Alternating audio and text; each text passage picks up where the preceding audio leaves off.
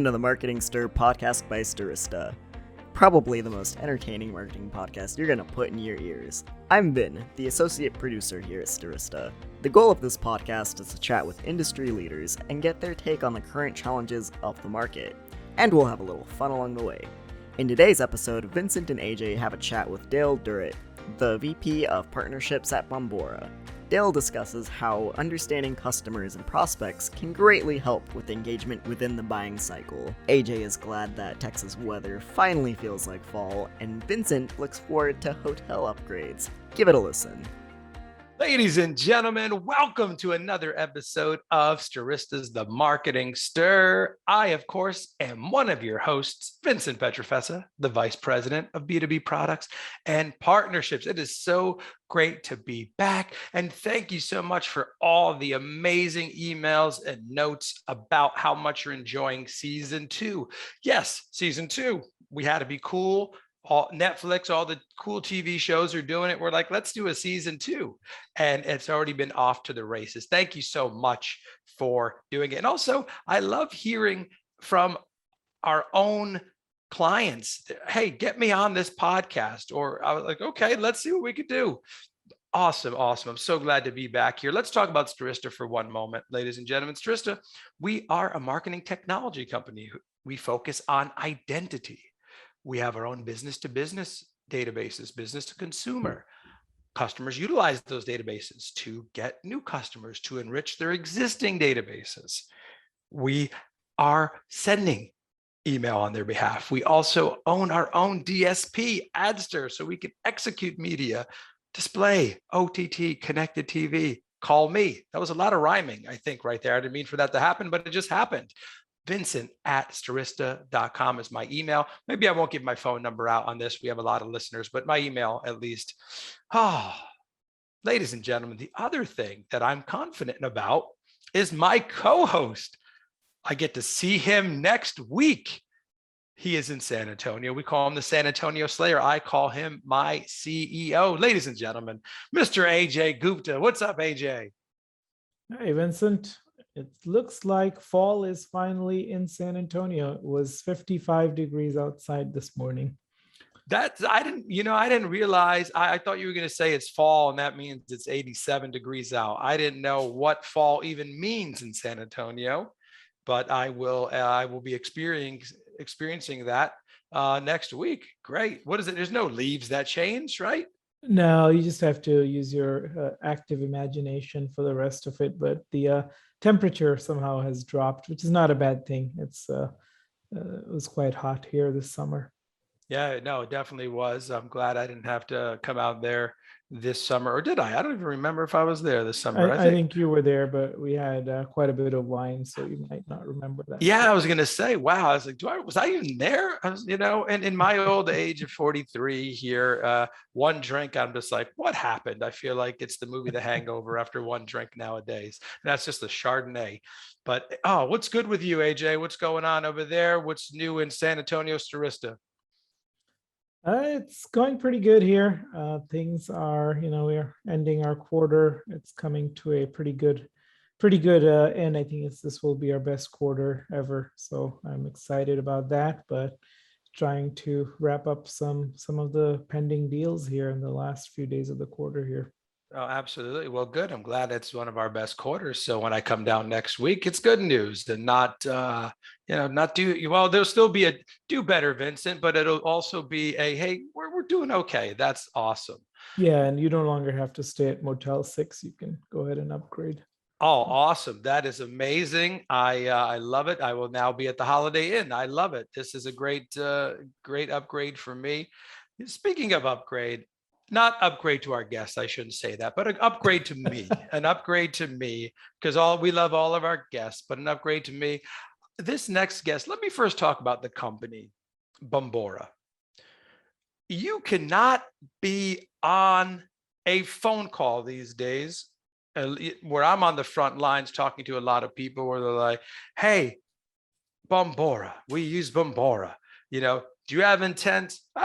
We do have some strong intent, but We're not Bombora. I often hear ourselves say that.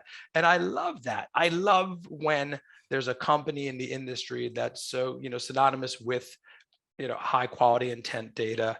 And this next guest, rarely do we know the guest beforehand and we make new friends, but this next gentleman, I've met him. I like him very much. We had lunch together during the crazy pandemic, those 2 months where everyone was like, it's okay to do it.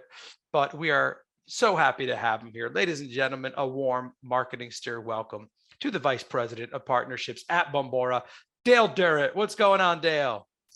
Hey Vince, nice to see you. Hey AJ, thanks for having me on the podcast. Awesome to be here. Very good. We're also starting to head into autumn, but really muggy in New York today. But yeah, doing well. Yeah. I love fall. It's my favorite time of year. It is muggy today. I was like, I got to wear a nice dress shirt. Our pal Dale's coming. I got to step it up here. And then I'm getting my coffee at Dunkin' Donuts and I'm sweating. And I was like, what is happening right now?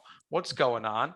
But it was, I love fall here. And I love that we're getting into the holiday season because there's nothing better, I think, than this holiday season in New York City. But looking forward to that and looking forward to chatting with you, Dale. Let's get right into it. Awesome. Bombora. I know it. People know it. I hear it all the time. Tell our listeners what Bombora is, and then I'd love to learn about your specific role as far as Vice President of Partnerships, some of your day-to-day, what that entails. Sure. I mean, to your point, we have a great brand. We've done a lot of really great work, I think, developing that brand and representing it. But Bombora is a leader in B2B account intent and ABM activation. Really across ad tech and martech ecosystems, both from a sales and a marketing standpoint. And, our focus is really on helping companies leverage, really first, second, third party intent signals. And we can get into how we do that. But to understand, which of their products and services, customers and prospects, are currently researching, which greatly improves their ability to engage said customers across wherever they are in the buying cycle. And what that ultimately delivers is, a quality sales pipeline, and in turn, scalable and repeatable revenue streams. So, that's really, what Bombora is about and what we do for our customers. And also, what your role within there, so some of the things that you're doing as far as partnerships, what are you looking for? Are you? Yeah, Vince, my role at Bombora, I've been there for over around 4 years, and I've had a couple of different roles. Working in the channel was the first role where we activate our data in kind of an OEM relationship for our partners. And then I spent quite a bit of time on our audience solutions team, where we activate audiences across, mainly programmatic and paid social for our customers. And at the moment, my main focus and attention is really on the data sourcing side of our business. And that's, as a relation of that, we've been able to establish and build our relationship, which has been great. But I'm very focused on that in terms of two things. One, helping our audience solutions team further activate the audiences, and two, enriching the data that we ingest to compute our Bombora company search. And Dale, we always love to ask this. These are our staple questions right up the bat here. Yeah. How did you get into this industry? And you have a unique background, like, because it's partnerships. You at some point have done sales.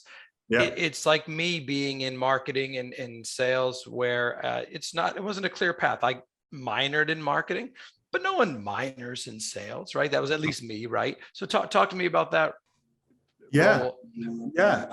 My entire career has actually been focused on B2B, which has been quite unique. And I was really fortunate to kind of begin my career on the agency side. So I worked for Bond and Partners.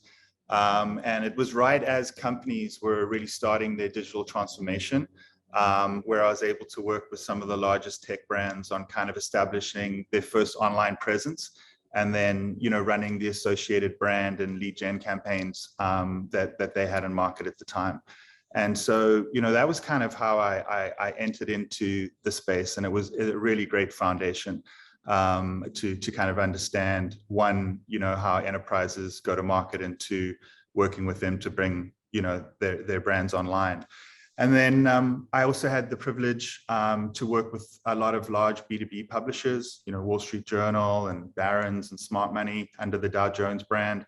And then I ran the B2B sales team for CBS, where we focused on selling into big tech and enterprise level brands there.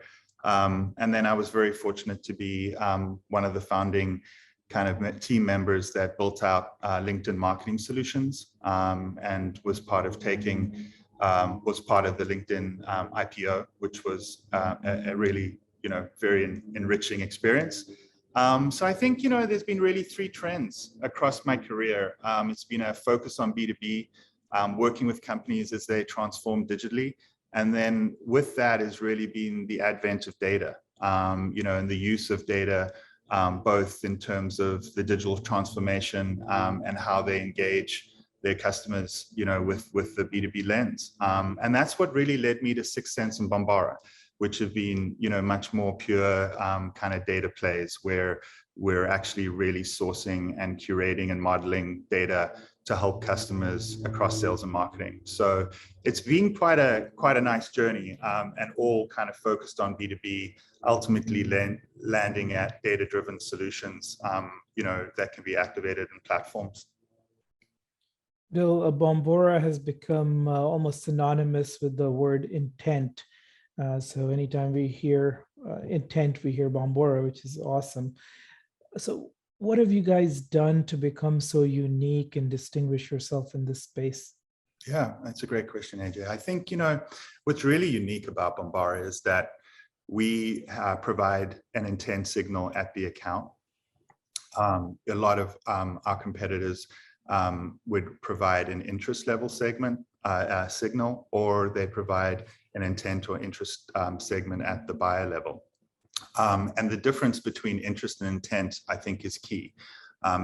Interest is interesting, but it's not always actionable, whereas an intent is both an insight as well as actionable. And what I mean by that is interest is derived by looking at, trends around behavior or keywords on a particular page, whereas intent is looking at the same signals, but then building a baseline and being able to compare that signal and over a historical baseline. So I think that's very important, especially for B2B, because understanding if an account is in market today is not as necessarily important as understanding if that account has been in market over time, and if that account is increasing their research around your products and services, or that's decreasing. So the whole concept around intent versus interest is the ability to evaluate the signals against a historical baseline in order to make that signal not just an insight, but actually actionable. So, and then I think the other key differentiator from Bombora is our co-op, and how we collect the initial seed data set for our modeling. That is a very unique asset in the market. So I think, the way we collect our data and then the way we derive intent at the account against a historical baseline is truly the differentiator for Bombora. And Dale, to switch the focus more on the client side of things, what are some of the verticals and that you focus on in terms of getting new clients, as well as, I guess, what does your ideal client look like? Yeah, I think it's a great question. In terms of verticals, to that point, we've had great success in the tech and telco verticals, and we're starting to, see additional interest and start to think about solutions for business services and financial as well as additional verticals. But in terms of like an ICP, it's really at the enterprise and the mid-market where we've seen our greatest success. And then we are very focused at the moment on building out a growth offering where we can service companies of all sizes And then the channel is very important to us there as well, especially for the long tail, is, being able to work with some of our channel partners to allow customers to activate our data there where we don't have a direct relationship. So that's, some insight to our ICP and where we've seen some success. And Dale, it's not often that we have a strategic partner on the podcast, because we keep it open to everyone, and we wanted to talk about you and I, well, not you and I specifically, but Stirista specifically. We have a strategic partnership with Bombora. Is it okay if we talked about that? Love that. Yeah.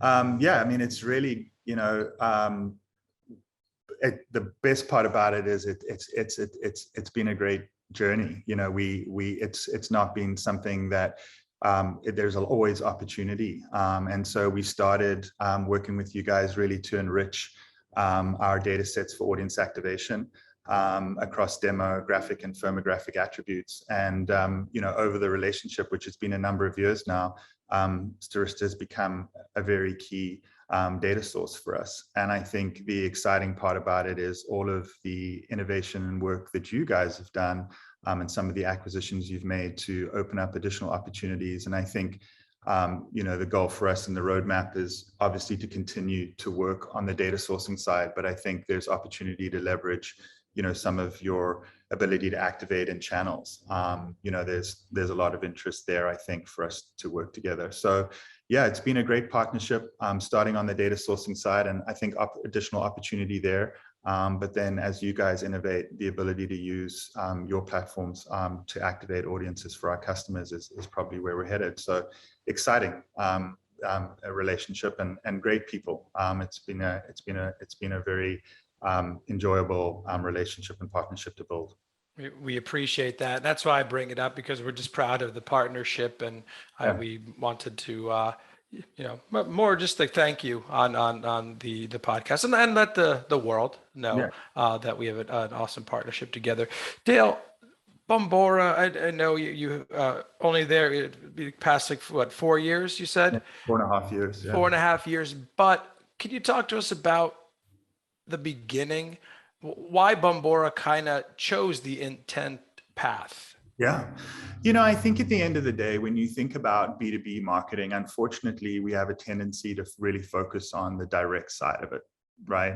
We're not as good at brand from a B2B standpoint. When you think about, there are some very well-established brands, IBM, SAP, but when you think about the time that's spent on building brands, B2B versus B2C, and the investment made, it's very different, right?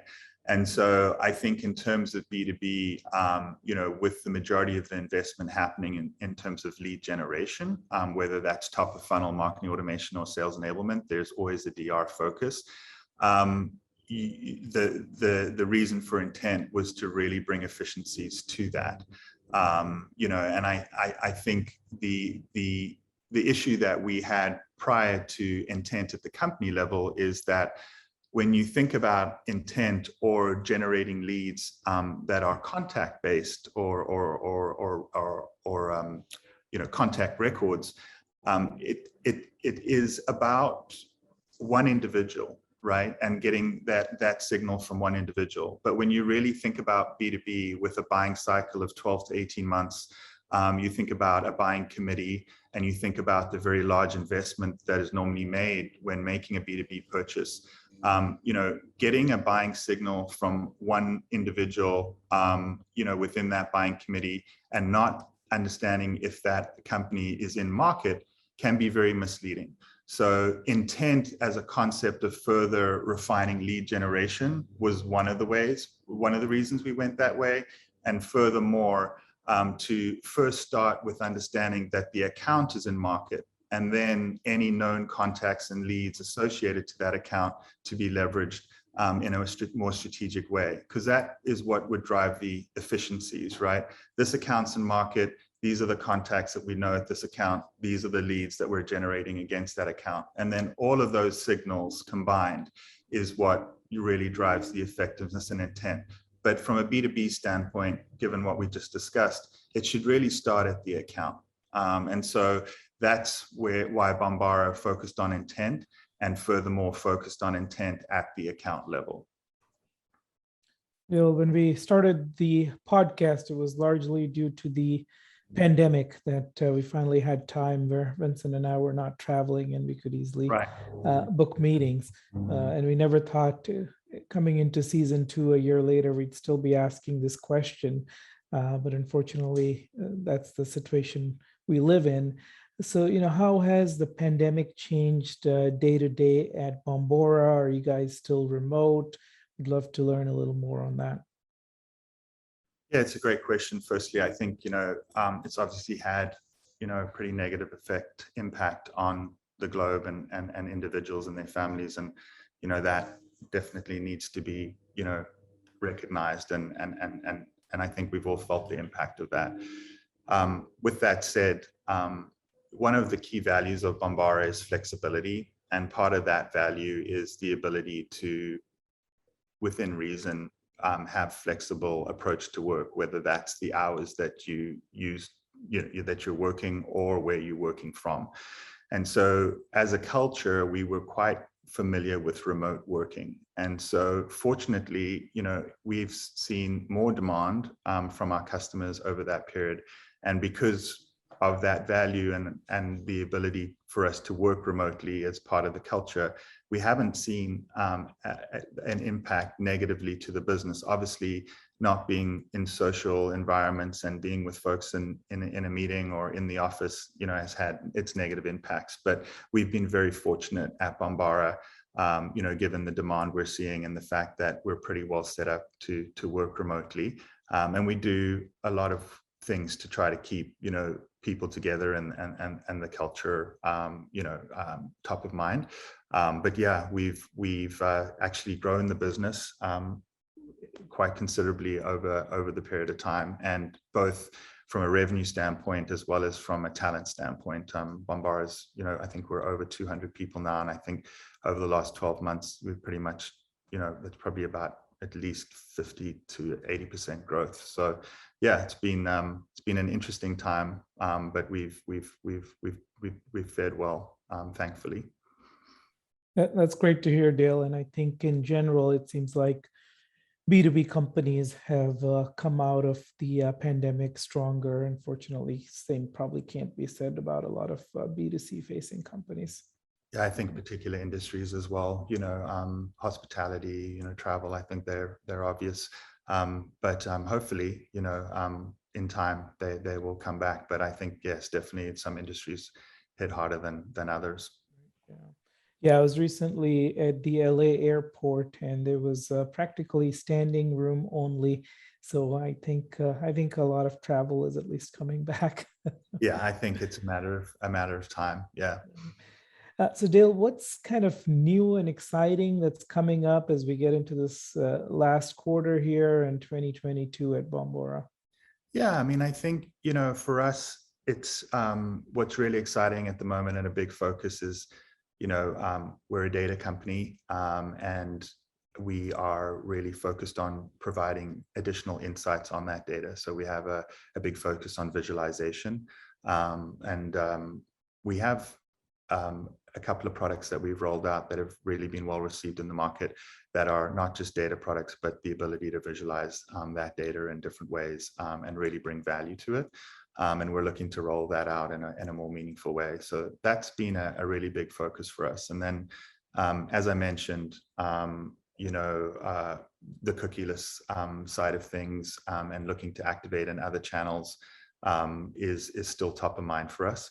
So there's a lot of focus on, additional match keys outside of the cookie and how we, pull in segmentation against that, and then omni-channel activation.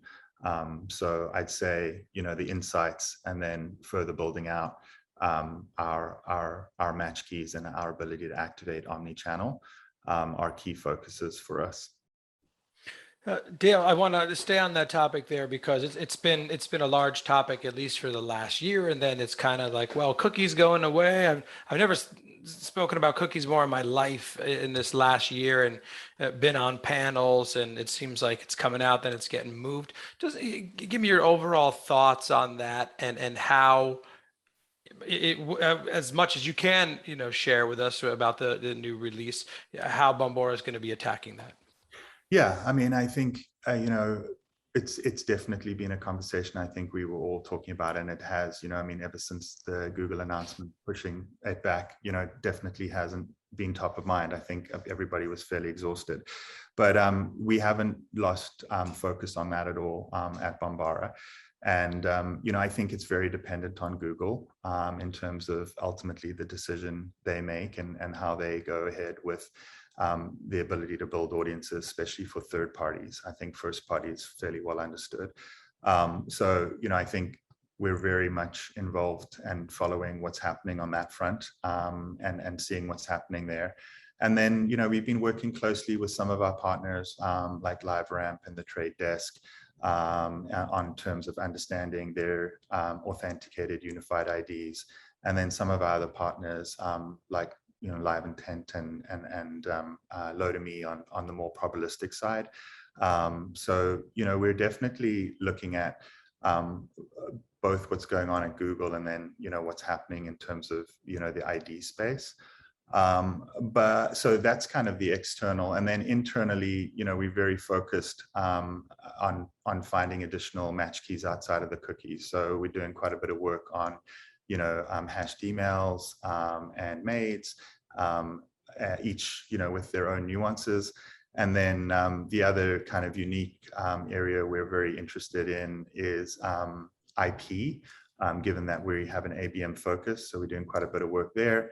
And then the other area that we're really interested in, and we have a unique kind of a play with, given our B2B topic taxonomy, is contextual.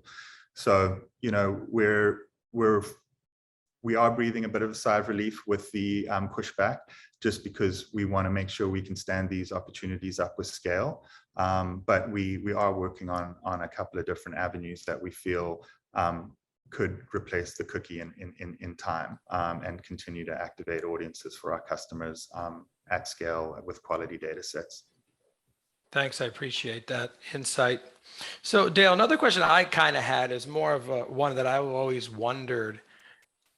Bombora has so many different categories, almost anything you could think of. I'm like, it's out there, thousands. So everyone be sure to check, Bombora out. But what goes into kind of thinking of like a new category? Would you have a team who kind of goes out and like, oh, hey, this is a brand new topic that people are searching for. This is hot in the market right now, and we need to build around it. Talk to me a little bit about that. Yeah, it's a great question. I think our topic taxonomy, which really drives the ability for us to create a baseline, which I mentioned was a unique differentiator.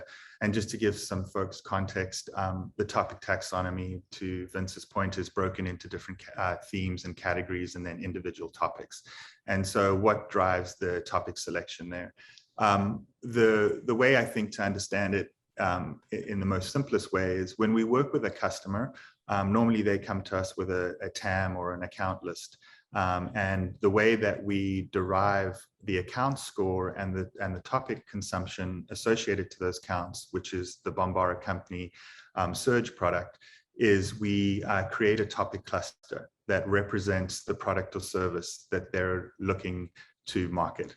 And so ultimately, the way that it works is if we're able to absorb the topic consumption associated to those domains and understand against the baseline if it's greater or less than the norm, we can understand the intent signal. So ultimately, the topic clusters that we develop are representative of the products and services that our customers are looking to market.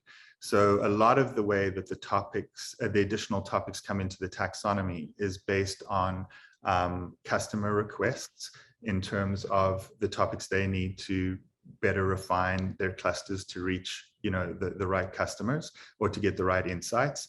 And then to your point, trends that we might see in the industry, whether that might be around crypto or, fintech or, things like that. So it's kind of a combination of customer-driven feedback and then trends that we see in the marketplace.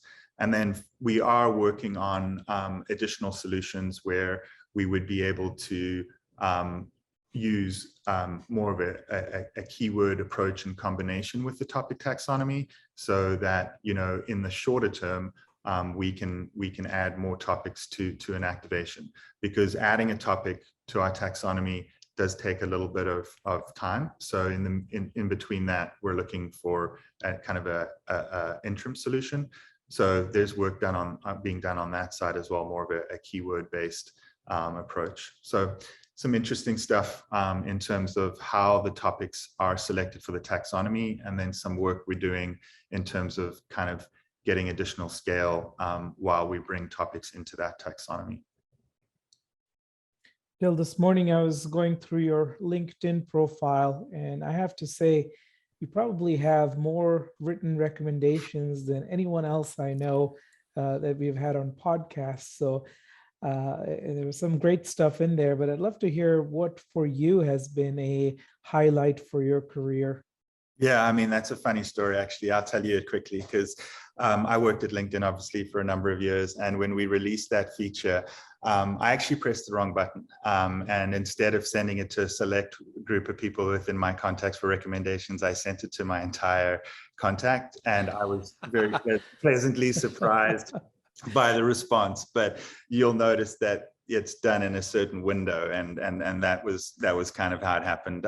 There have been subsequent ones since then, but yeah, that was how it was. But yeah, I think the main highlights for me, when I think about where I really developed, obviously on the agency side, you know, because that was the first time I really started to understand the digital side of things. It was, you know, much more traditional media at that time, and you know, kind of working with, you know, the Ciscos and the PeopleSofts of the world to, you know, understand digital was really quite an interesting and a highlight for me. But then I would say, you know, the Wall Street Journal was where I first started to manage teams.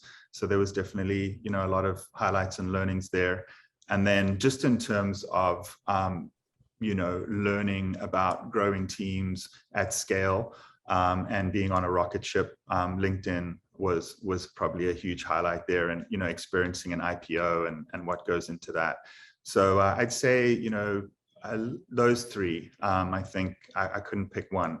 They all had kind of different contributions to me, but yeah, I think those are the three highlights for me. That's a great story. I like it. Yeah. So another LinkedIn related question, which is a staple of the marketing stir. I'm sure with your title and what you do at Bombora, you get a lot of unsolicited message. If I know data companies. So what's a message that gets your attention, and what's one that really you don't like? Yeah. Well, you know, in my heart, I'm a sales guy, you know, so I'm pretty social. And so I'm open, you know, I don't really gate people from reaching out to me. And then, you know, I like to connect with people. You know, I think it's a good thing. And so what I don't like is when people reach out under the pretense of connecting on like thought leadership, you know, something that's interesting, they want your insight on it. And then it turns out to be, they're looking to sell you something that I don't really enjoy. And then the worst part about it is when you get the follow-ups, which are, you know, A, did I annoy you? B, are you just not interested? C, do you need more time? It's just, you know, I find those kinds of engagements on the LinkedIn platform, maybe an email, you know, okay, but on the LinkedIn platform where, you know, your personal brand and that is attached to it, I think people could be a little bit more creative, you know, in terms of how they engage with you.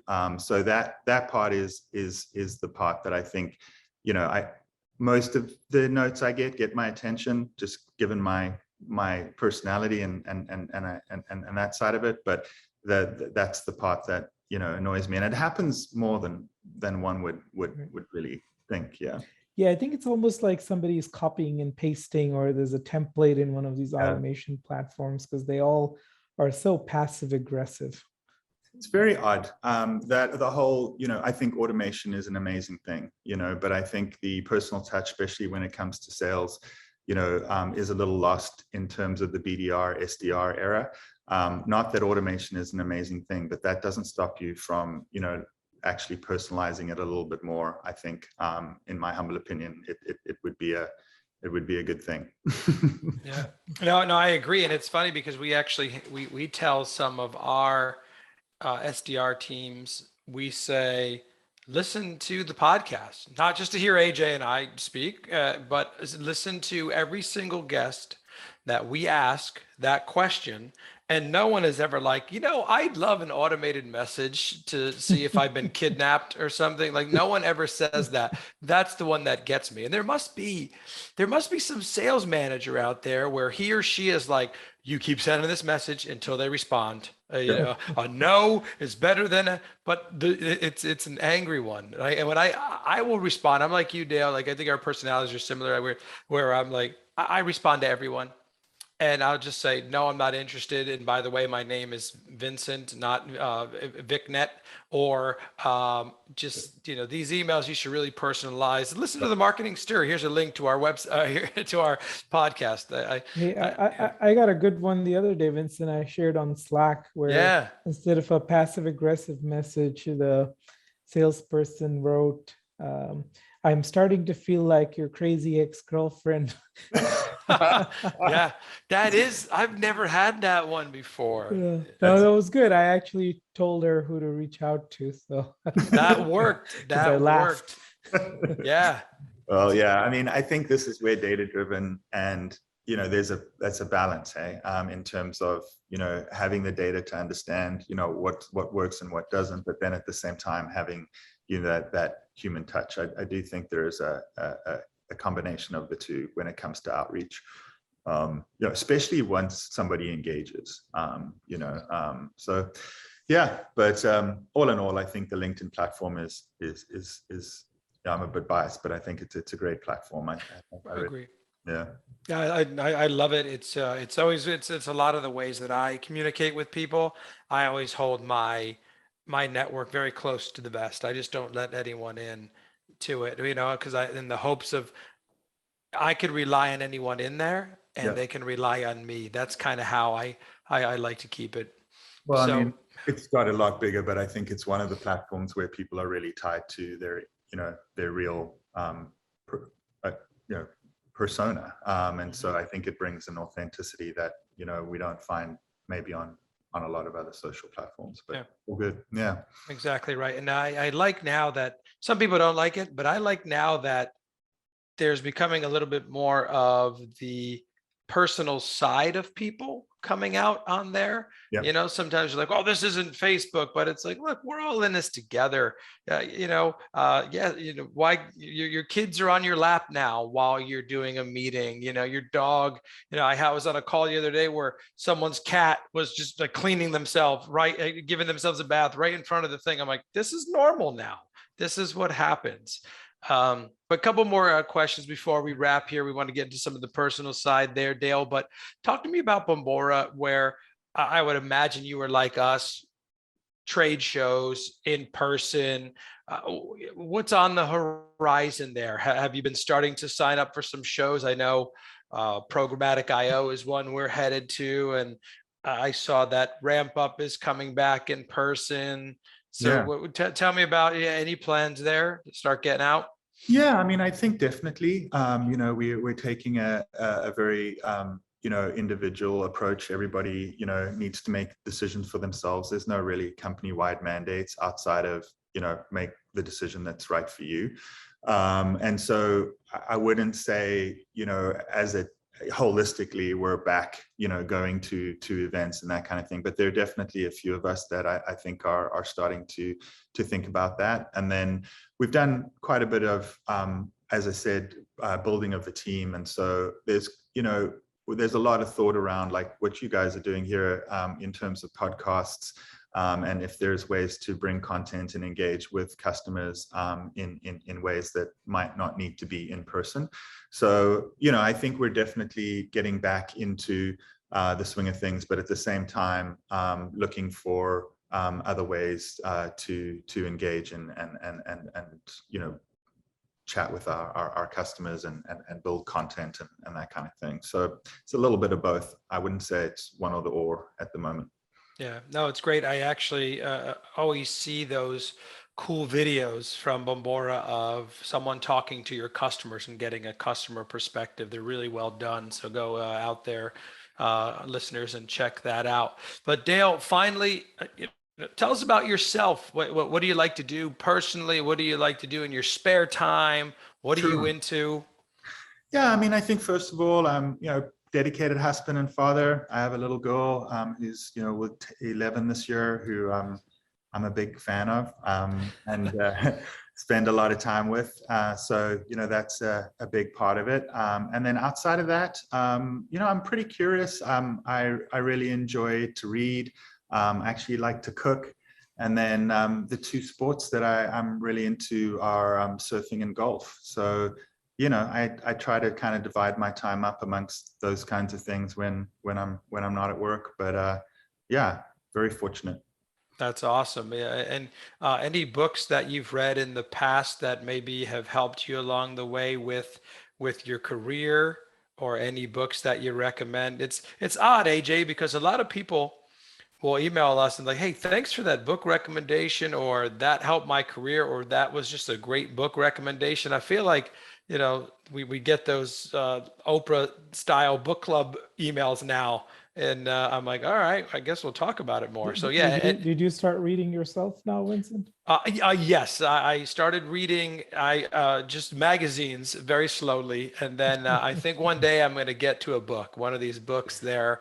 I'm reading my children books. And I got to tell you, whenever my son, he asks for a large one, I'm like, Hudson, just fewer pages, right? Fewer pages. Our listeners are going to think that I just don't know how to read.